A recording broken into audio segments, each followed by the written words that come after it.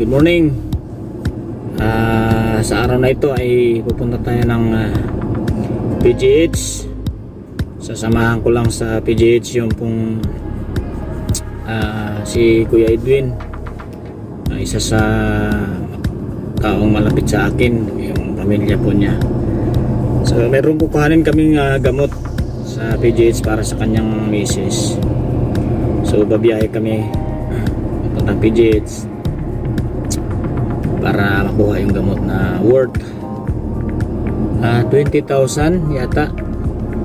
Pero parang nabanggit niya sa akin yung makukuha ngayon sa araw na ito galing doon sa 20,000 na ginagrant para sa kanya ay mga 8,000 lang. So pupunta kami sa PGH at babiyahe para makuha po yun. So habang nasa biyahe po ay try nating mag-observe sa anong takbo ng trapiko, ano yung ating makikita sa biyahe. At at the same time, ako ay nais ko ring makapaglingkod sa maraming paraan, makatulong, lalong-lalo na sa panahon katulad dito. Marami pong oportunidad sa atin para makatulong din sa kapwa, makatulong sa mga taong nangangailangan ng kung ano man yung pwede nating maitulong. So isa po yan sa mahalagang iisipin din natin sa ating pong panahon, hindi lamang yung ating sarili, kundi makatulong tayo sa maraming paraan at matututo din tayo sa ating pong kapaligiran. Makapag-isip tayo ng mga positibong kaisipan kahit mayroon pong mga negatibong nangyayari sa ating pong panahon. Sige po, samahan niyo po ako sa aking biyahe at naway makarating po tayo ng maayos.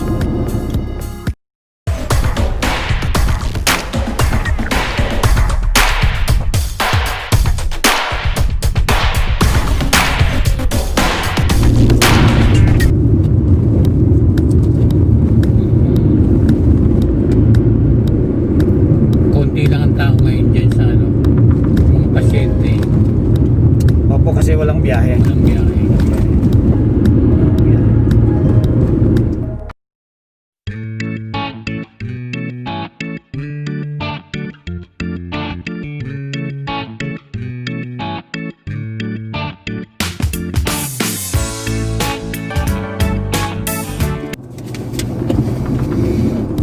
Hello, nandito tayo sa bilis natin nakarating sa PGH.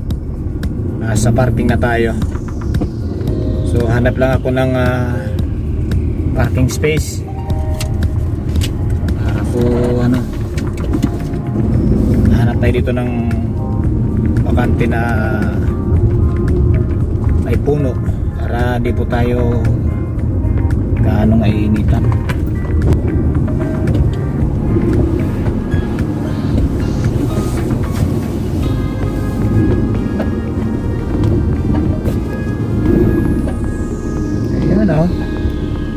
Hanap tayo ng magandang pwesto para sa parking.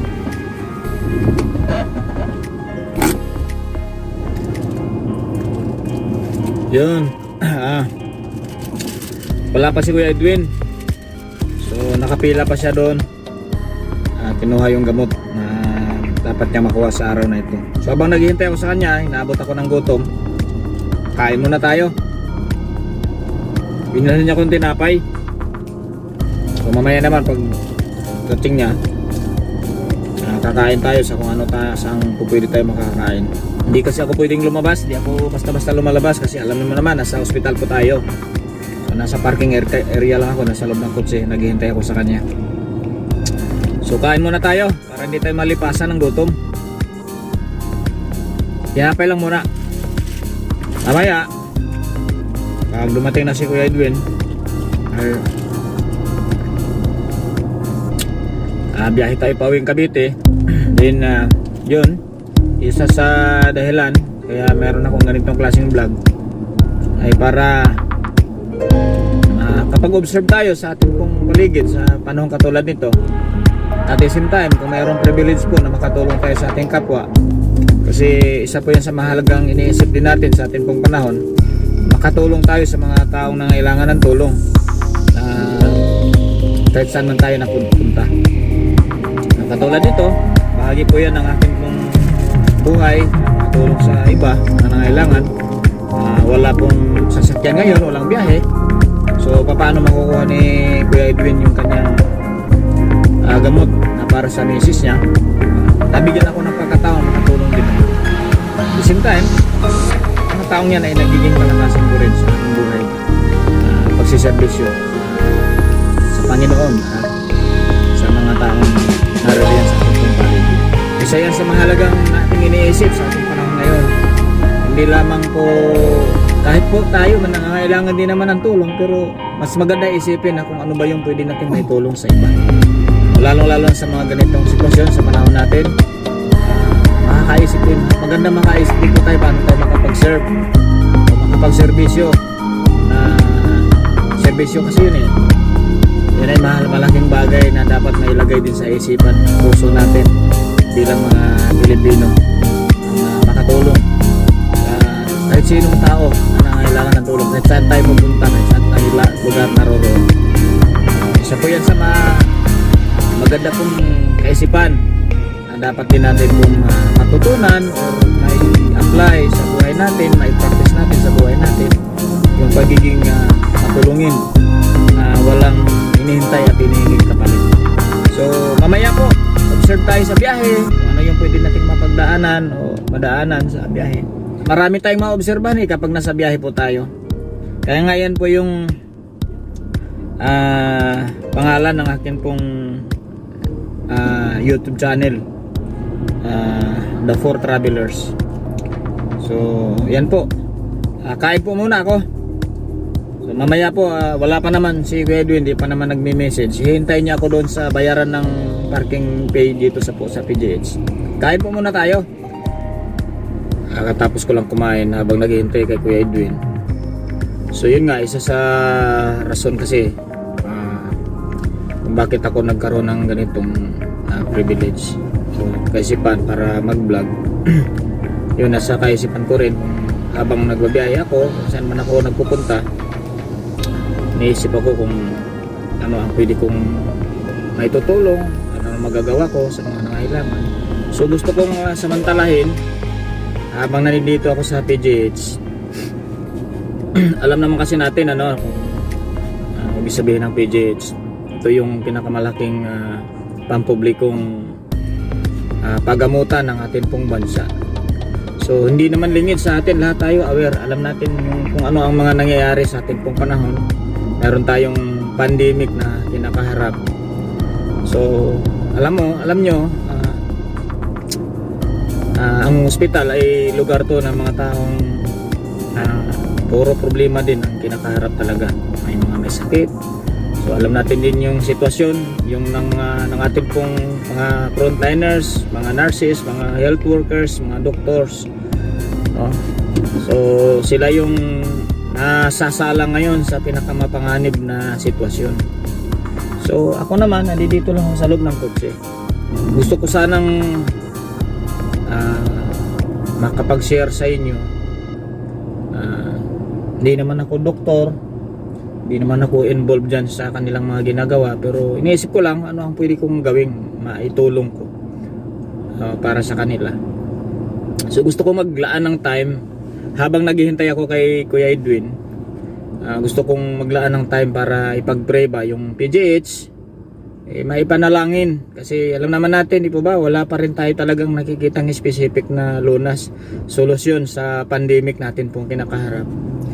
So hanggang social distancing lang naman tayo, hanggang face mask, face shield, hugas ng kamay.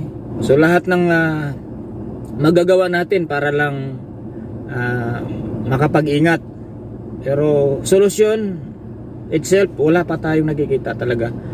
Wala pang talagang final na ibibigay yung mga medical expert at kahit yung mga mayayaman mga bansa. So gusto ko pong samantalahin yung pagkataon makatulong. Kahit nandito lang ako sa loob, gusto ko silang maipanalangin. Nawa ay ma-encourage ko rin po kayo na makapag-contribute tayo kaysa naman magreklamo, kundi mag-contribute tayo ng sa kahit anong paraan. So katulad nito, gusto ko kung nandito na lang din naman ako, nag-iingat din kasi ako, hindi ako basta-basta bumababa o lumalabas. So gusto ko maglaan ng maliit na time para makapagpanalangin para sa mga nandito.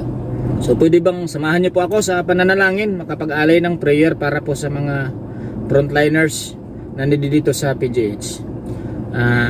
Iyuko ko lang yung aking ulo, tanda po ng ating pong mataas na paggalang sa ating makapangyarihang Diyos. Manalangin po tayo. Dakilan Diyos, makapangyarihan naming Ama, kami po'y dumudulog sa trono ng inyong biyaya. Tanda ng pagkilala, paggalang sa ipong makapangyarihan at pinakamataas na pangalan sa amin pong buhay. Patuloy kaming naniniwala na ikaw ang pinagmula ng lahat ng bagay, sa iyo nang gagaling ang aming pong buhay. At bilang inyong lingkod, nandito po ako sa lugar na kung saan kinikilalang pinakamalaking pampublikong pagamutan ng aming pong bansang Pilipinas, na kung saan naririto Panginoon yung pong maraming mga may sakit, at nandito din po yung mga nangangasiwa sa bahay pagamutan na ito, kasama Panginoon yung mga doctors, mga nurses na isinuong ang kanilang buhay sa panganib, lalong lalo na sa sitwasyon na ito. Kaya Panginoon, ako po'y malubos na nagpapakumbaba na katagpuin mo ang kanila pong mga buhay. Sa iyong pag-iingat, dinadalangin ko na ilagay mo sila sa iyong pagkapangyarihang kamay, dahil may mga pamilya din po silang pinangangalagaan at iniingatan. Subalit dahil sa kanila pong tungkulin bilang sa larangan ng medisina, na ilalagay ang kanilang buhay sa araw-araw sa panganib. Kaya akin pong dinadalangin, bahagi po ng aking tulong para sa kanila, na ikaw po Panginoon ang pag-iingat sa kanila.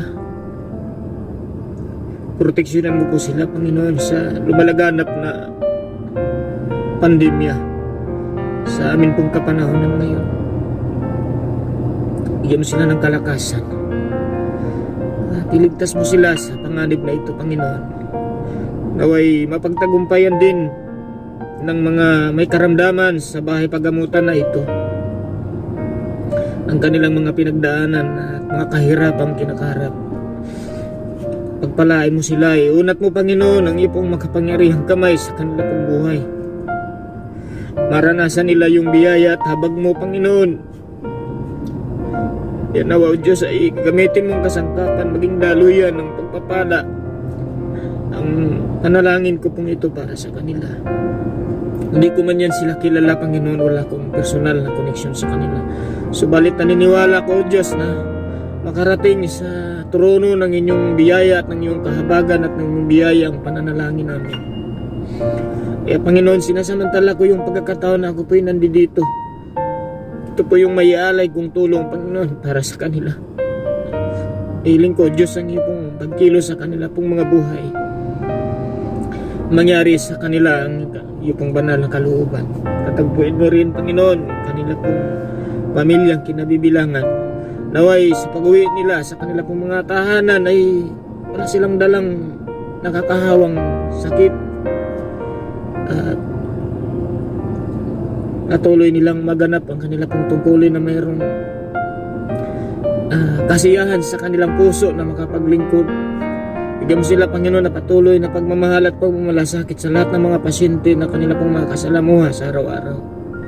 Bigyan niyo rin po Panginoon ng karunungan ng lahat ng namumuno at nangangasiwa sa bahay pagamutan na ito.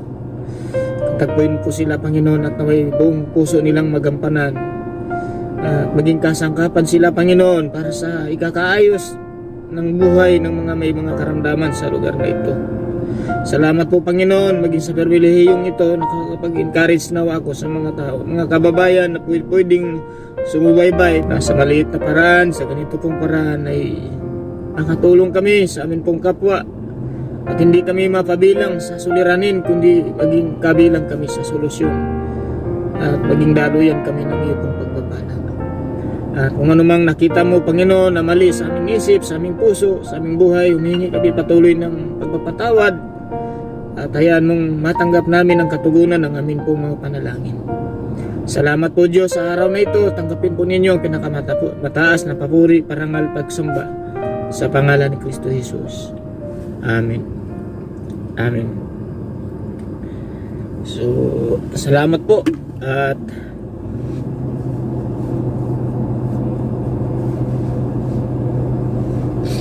naging part ko po kayo sa panalangin. Naniniwala po tayo na wala namang imposible sa Panginoon. Walang imposible sa Diyos. Bahala ng Panginoon.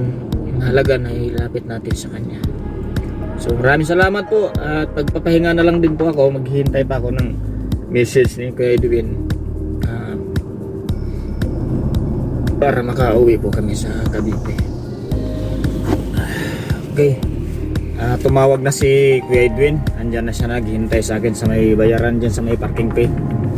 So biyahe na po tayo para po tayo ay makauwi ng maaga. So sige po, sunduin ko na si Kuya Edwin nandyan po sa labasan ng abang.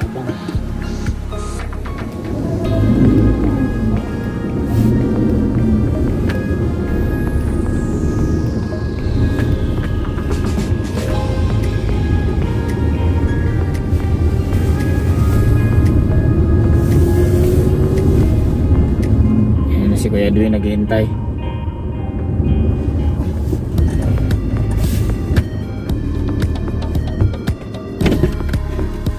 Nakuha mo na Kuya?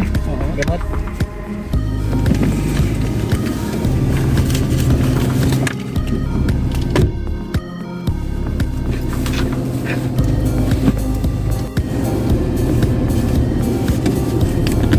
Yan po si Kuya Edwin, kasama ko. Pauwi na kami. Kakauwi kami maaga. Bilis ng biyahe natin. Saglit lang PJSO.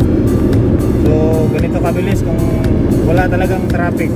Hindi heavy ang traffic sa Panginilaan.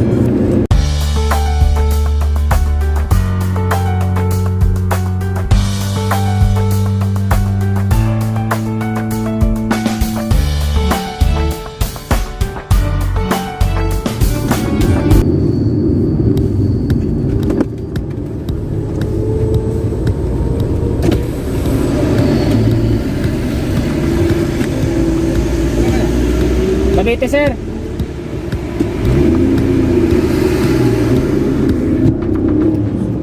Yan pa yung kanina, no? Yan ang traffic.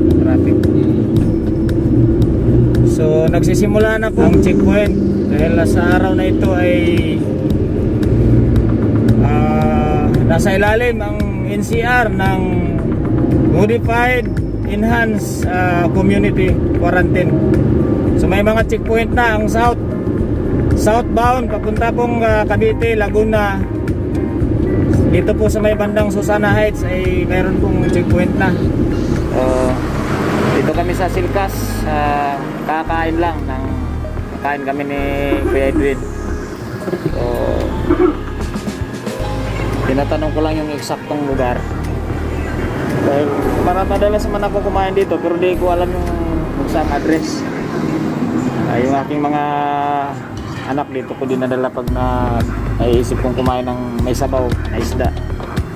So isa to sa lugar na kinakainan ko pag napadaan ako dito, gusto kumain. Sarap din ang pagkain dito, sarap yung luto.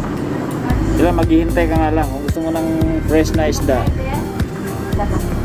hihintayin mo kasi niluluto pa. Social distancing po habang kumakain. Ang kagandahan dito talagang bagong luto yung ulam kasi lulutuin pa yun pag nag-order ka. Pagaling namin ng PGH, gusto namin kumain kaya dumaan kami rito. So titake out ko yung iba, hindi ko mauubos eh. Dito po yan sa Raxo, lutong bahay sa may Silkas. Pagkagaling mo ng Southwoods Mall, pag lumabas ka galing ng SLEX, exit ka ng Southwoods, o pagpasok mo dito ay makikita mo, hanapin mo lang yung Raxo lutong bahay, masarap ang pagkain. So okay, nandito na po kami, nakarating na galing ng PGH. Nakakain na rin kami doon sa Raxos lutong bahay, dyan po sa may Silkas. Paglabas mo ng SLEX, exit ka ng Southwoods, tagos ka papuntang punta dito sa GMA Cavite or Carmona, ay madaanan ka dyan sa Silkas subdivision na Raxos lutong bahay. Masarap po yung kanilang pagkain, ay take out ko pa, sinigang na tuna belly. So kararating lang, salamat at ayos naman yung biyahe namin. Nakuha namin yung ginagrant ng Department of Health na gamot para sa asawa ni Kuya Edwin na si Ate Norma. So salamat at nakauwi naman kami maaga. So pagdating sa bahay ay hinatid ko pa kasi siya. Pagdating sa bahay ay maligo muna ako bago ako lalapit doon sa aking mga anak, kasi alam niyo naman yung sitwasyon natin ngayon. Siyempre galing ako ng PGH, galing ng hospital, so kailangan po nating maging maingat. So okay po, salamat ako kasi yung pagpunta ko ng PGH kahit ganun lang ay masaya ako dahil nakapag-pray. Yun po yung pinakamahalagang magandang bagay na nangyari sa biyahe ko ngayong araw na to. Nakapag-pray ako nakapag-pray tayo sa PGH para sa mga doktor, sa mga nurse, sa mga pasyente. So yun yung malaking bagay na nagbibigay ng saya sa puso ko. Sa mga biyahe ko, nagiging yun ang nasa puso ko, na yung mga biyahe ko ay magiging makabuluhang biyahe, hindi lang po basta nakabiyahe ako. So salamat po sa inyo pong pagsusubaybay. Like, share and subscribe lang po sa akin pong YouTube channel, The Four Travelers. The Four Travelers. So God bless po, isang mapagpalang buong maghapon sa atin pong lahat.